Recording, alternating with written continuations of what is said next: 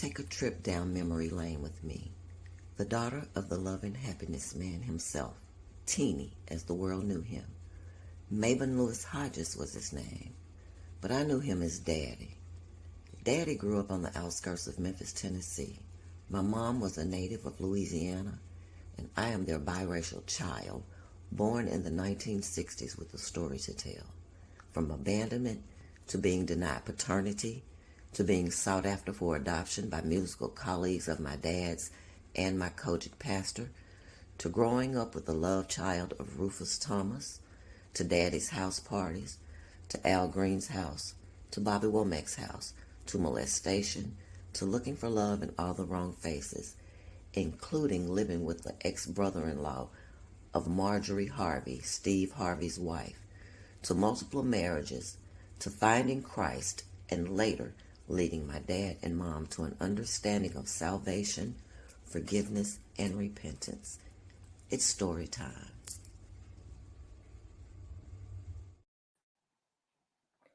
Hello, hello, hello. Thank you for taking this trip with me down memory lane.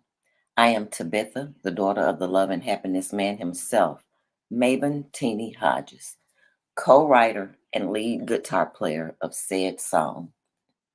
It's teeny time, story time. Daddy was born with a veil and put in the trash. Yes, that's correct. Daddy was born with a veil and placed in the trash can. He was thought to be dead. Daddy, he's a twin. His twin sister is yet in great health and amongst us. And they were the second set of twins that my grandmother had back then.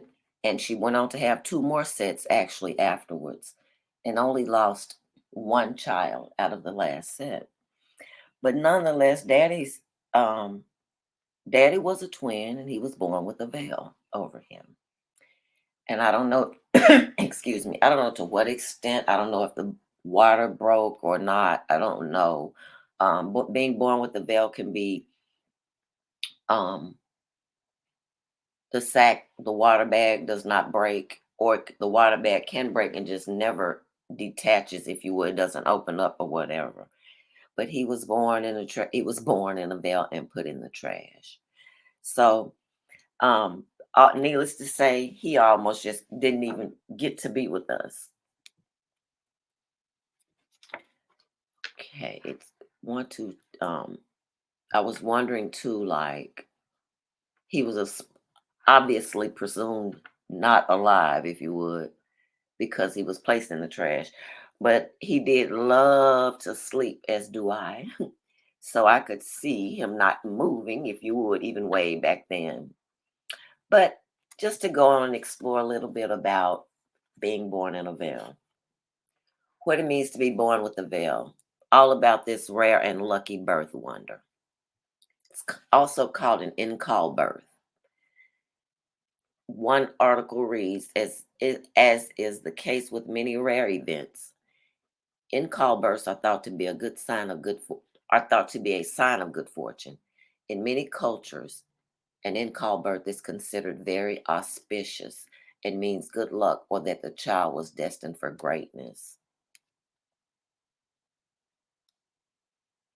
In Born with a Veil, Black Folklore in Louisiana, an article in the Journal of American Folklore notes that one of the most persistent folk beliefs about childbirth concerns the good luck attendant on a child born with a veil. In other words, if you have an in-call birth, consider yourself and your baby special.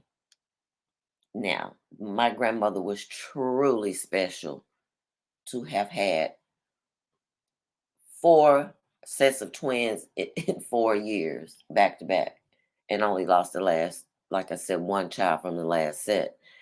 So she was lucky, blessed, and all of that on a whole different level. And so was Daddy. Daddy was Daddy's great fortune. You know, he never really worked for a living other than his music. He, to my understanding, worked a job a day or so. I don't even think it was a week at a gas station. And maybe that, I don't know if that's where he met Willie Mitchell. That used to be my understanding, but I could be wrong. But he never worked other than that. He went on to just do music. He started out playing music very young with his dad, as a matter of fact.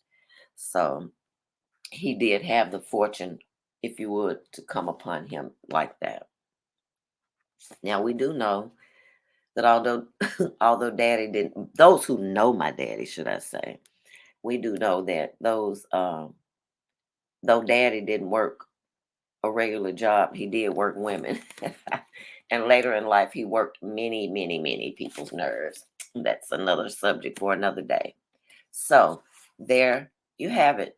The Love and Happiness Man was born in a veil and placed in the trash can. Like, what a different world this would be without the ever loving song and guitar lick on the Love and Happiness track that Al Green recorded. That's him. Like, he made history. And he was also co-writer of Take Me to the River.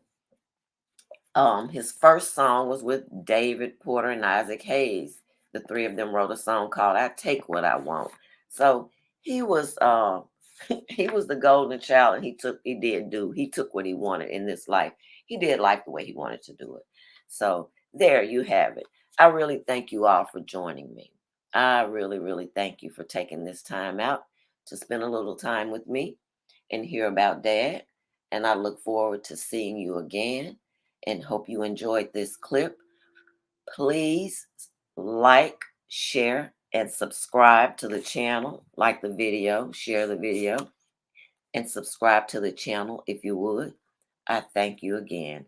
And in my daddy's own words, what a world, what a world. Toodles.